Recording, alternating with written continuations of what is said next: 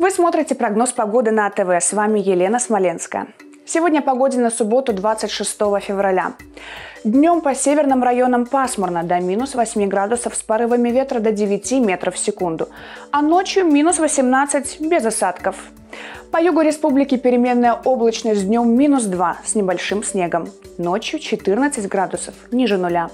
А в столице Бурятии переменная облачность. Днем всего 1 градус ниже нуля, но сильный ветер до 11 метров в секунду. Ночью минус 14. Берегите друг друга.